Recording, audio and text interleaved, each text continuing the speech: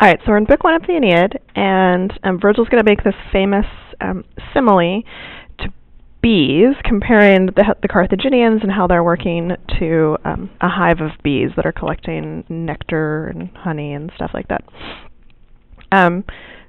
So qualis is the thing that starts our simile, and the book kind of puts it together for you. It goes with labor. Labor is a task or hardship or work. Qualis is going to be like such as, or like this type.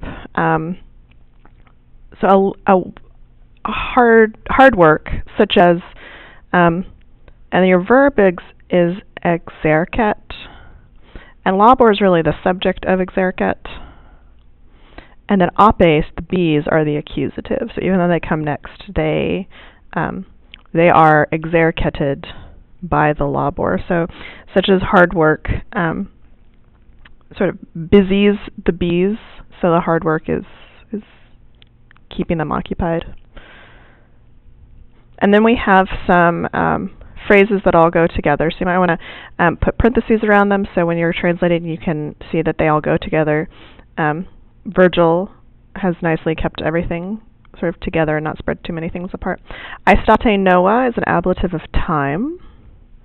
Per florea rura is a prepositional phrase with per, and per is always followed by accusative. So florea and rura are neuter plural accusatives. And then sub sole is another prepositional phrase.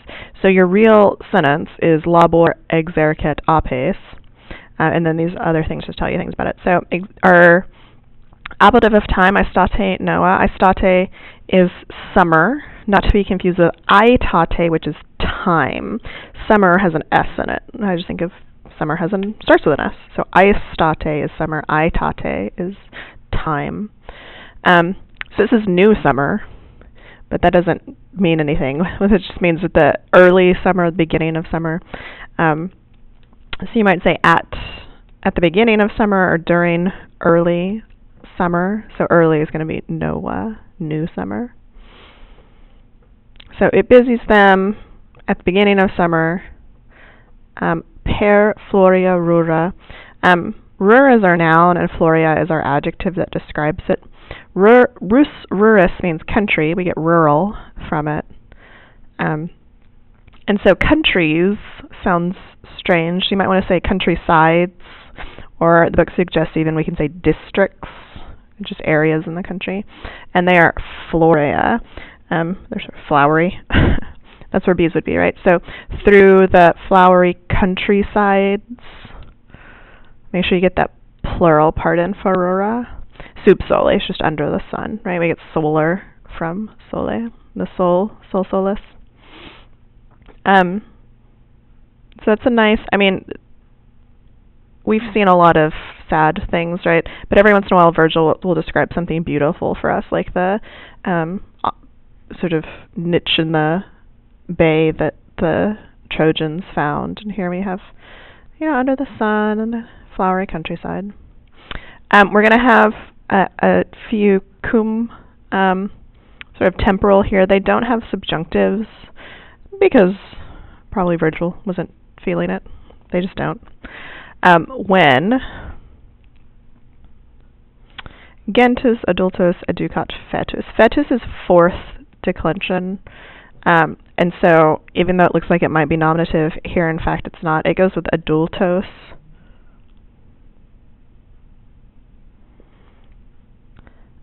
Gentis before it is genitive, and then that's just that whole phrase. Educant is just ducunt, with an e, to lead out. So it's lead, and then e. When they lead, and this is going back to the apes, when they lead out the adultos fetus, so the sort of adult offspring, which sounds like a paradox, but this is sort of the youthful offspring that are newly adult is the idea. And obviously we get the word fetus from fetus. and adult from adultos. And then gentis is genitive. What kind of adult offspring are they? Of their race, of their people, of their family. So of the bees is the idea. So whenever they lead out the adult offspring of their race out, or then we have another cum clause that goes to Kelos.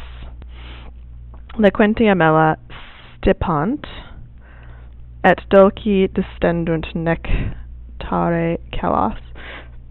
And when, and then stipant, we still have our bees as our subject. They stow, so like they put into storage. They stow the liquentia mela. Liquentia is just what it looks like. It's a liquid or flowing. Mela means honey, and here it's neuter plural. So in English we don't pluralize the word honey, no matter how many honey we have. So you can just say honey, because it sounds better in English. We get words like mellifluous. Something that's mellifluous sounds sweet. It's like sweetly flowing, like a French horn, or someone who sings well. They might have a mellifluous voice. So we get like sweet from or mellophone is an instrument in band. So they stow the flowing honey, and they distend it, which is just what it looks like in English. They distend or sort of swell. What's the book say? Stretch, yeah. They stretch the Kelos with the dulci nectare. Kelos, it's the word cell, like a small area that's contained. So the cells of like the honeycomb is the idea. The book says you can also use storeroom, but that sounds funny to me to think that bees have storerooms. Cell used to just be a word for a room as well, like your bedroom would be called a cell in like medieval times, medieval English. We just say cell. In English it sounds funny because we think of prisoners in cells, but then you think of like your cells in your body. And then dulci nectare is ablative, even though nectare looks like it should be an infinitive. You gotta be careful with that. It's just nectar, right? With sweet nectar. That's how they're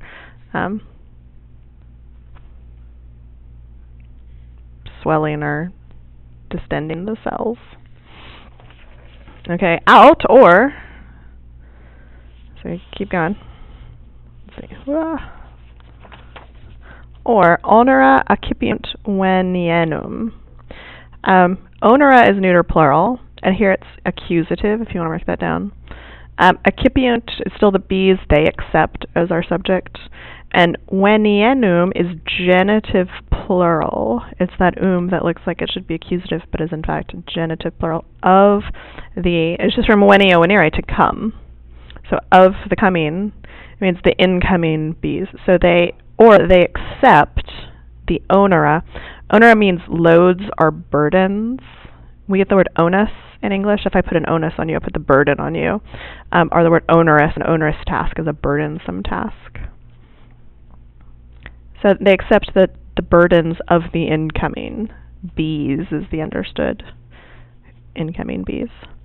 Out augmine facto igna, and there's a typo. It's not really a typo, it's just a different spelling. Instead of ignawum, which is an old Latin accusative, ignawum, which is the one we usually see. Fucos pecus a praecepibus arcent. Augmine facto goes together, and it's an ablative absolute.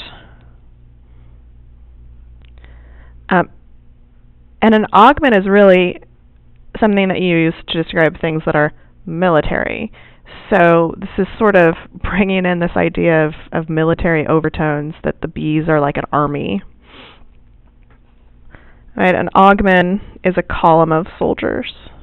So, and with a column having been made, or after a column had been made, or when a column had been made, ignawum describes the pecus, which is neuter, which is why and us go together, because pecus is really neuter. And then Foucault's, the book tells you, is in apposition. So remember, that just means it's redefining. Like when I say Magister Cowig, a wonderful teacher, is the best.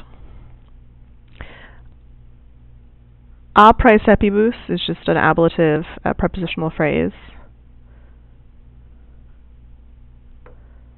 Ablative of separation, probably, I'd say. And then arcent is they defend. So with the column having been made, now they've turned into an army and they defend. The drones, and then sort of comma, and you can make your appositive, ignavum pecus, the lazy herd.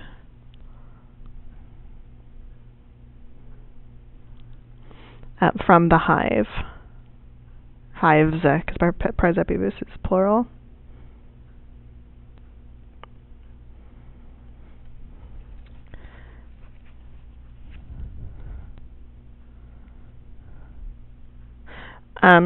You could even say something like they defend the lazy herd, comma, the drones, comma, from the hive. Pecus is the word for a herd, usually of sheep. It's where we get the word pecunia, money, because sheep, animals, herds were the first currency that people had.